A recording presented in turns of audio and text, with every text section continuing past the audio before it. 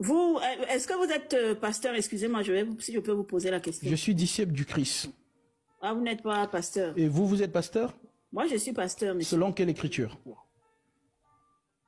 Selon quelle écriture? Oui.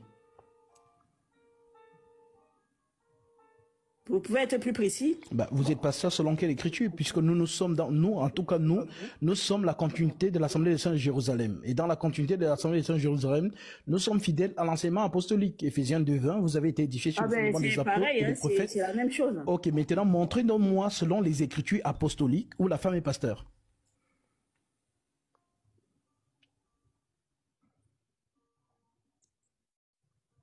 Parmi les apôtres, il n'y avait pas, Jésus n'a pas choisi de femme comme pasteur.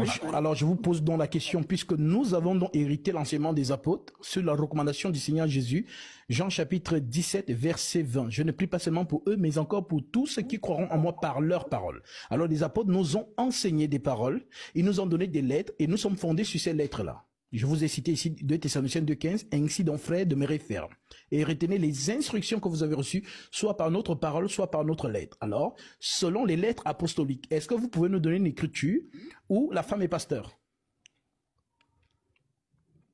Mais, je viens de vous dire que parmi les disciples que le Seigneur avait choisis, il n'y avait pas de femme. Alors pourquoi Mais nous voyons bien dans les Saintes Écritures le rôle de la femme. Par exemple? Voilà. On voit Déborah qui était prophétesse, par exemple. Déborah était dans l'église. Elle était prophétesse. Et Déborah était dans l'église.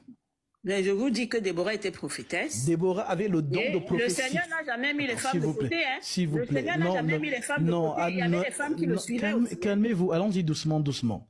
Oui. Lorsqu'on parle, vous parlez souvent de Déborah ou de Anne ou de Myriam. Oui. Ces femmes avaient ce qu'on appelait le don de prophétie, qui fait partie des dons dans Romains chapitre 12. Je vais vous lire cela. Romains. Le don de prophétie, je le connais. Ça veut dire elle travaillait quand même pour Dieu aussi. C'est un don. C'est-à-dire que dans le corps du Christ, nous sommes les membres du corps. Et aucun membre du corps de Christ n'est infonctionnel. Tous les membres de Christ fonctionnent. Et donc, dans ces membres-là, ce que la main fait, c'est ce qu'on appelle don. Ça veut dire que, par exemple, il y a des sœurs qui ont le don de prophétie. Il y a des frères qui ont le don de prophétie, mais ce n'est pas justement un ministère prophétique, c'est-à-dire dans l'enseignement. Donc, quand tu dis que tu as le don de prophétie, tu veux parler de quoi? De Nombre chapitre 12, verset 5. Donc, dans ce don-là, il y a des sœurs en Christ qui l'ont, mais elles ne sont pas justement, elles n'ont pas le ministère de la parole, on va dire ça comme ça.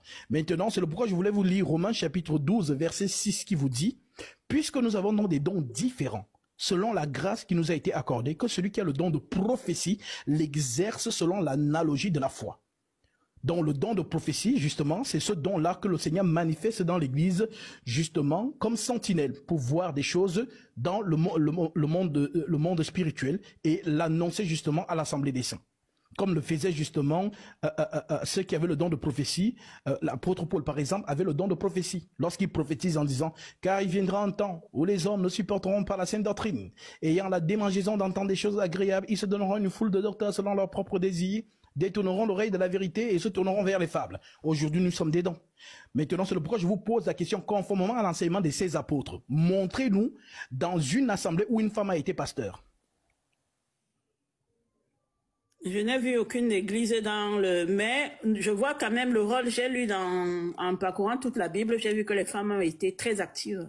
Oui, même les femmes... avec le Seigneur Jésus, elles ont été... Ne vous inquiétez pas, je vais vous lire ça. Et... Luc chapitre 8, verset 2. L'Écriture dit ceci. Dans Luc chapitre 8, verset 2, l'Écriture dit, les 12 étaient avec...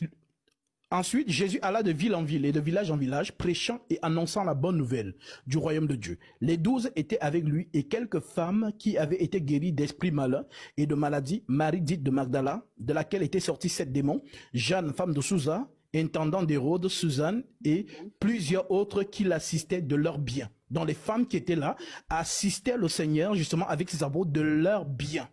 Maintenant, aucune de ces femmes n'enseignait. Maintenant, je te donne maintenant la recommandation apostolique du Saint-Esprit dans l'église du Seigneur Jésus-Christ. 1 Corinthiens chapitre 14, que certainement vous connaissez. Verset 33. L'Écriture dit ceci. Car Dieu n'est pas un Dieu de désordre, mais un Dieu de paix, comme dans toutes les églises des saints. Que les femmes se taisent dans les assemblées, car il ne leur est pas permis d'y parler, mais qu'elles soient soumises selon que le dit aussi la loi. Si elles veulent s'instruire sur quelque chose, qu'elles interrogent leur mari à la maison, car il est malséant à une femme de parler dans l'église. Est-ce de chez vous que la parole de Dieu est sortie? Ou est-ce à vous celle qu'elle est parvenue?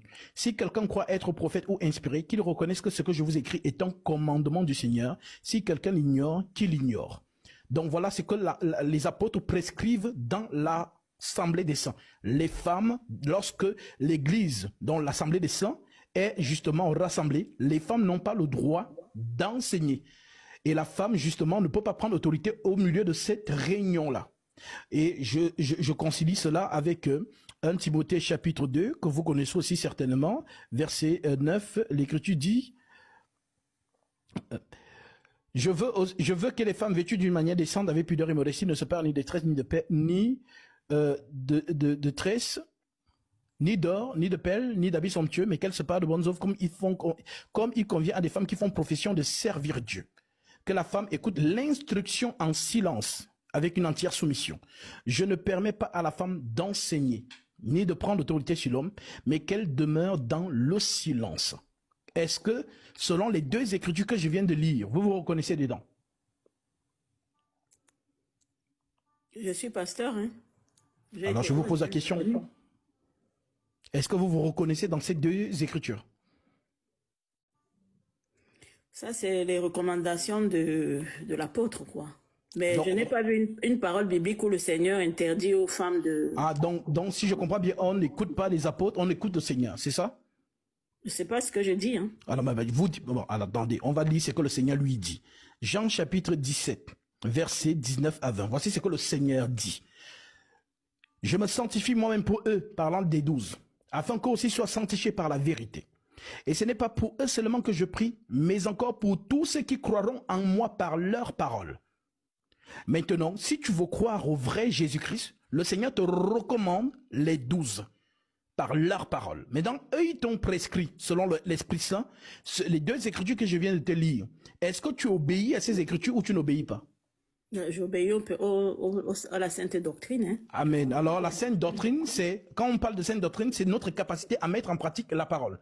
Donc, lorsque vous dites que vous êtes pasteur, alors je pose la question, ceux qui vous ont mis dans cette position-là, est-ce qu'ils ne connaissaient pas ces écritures?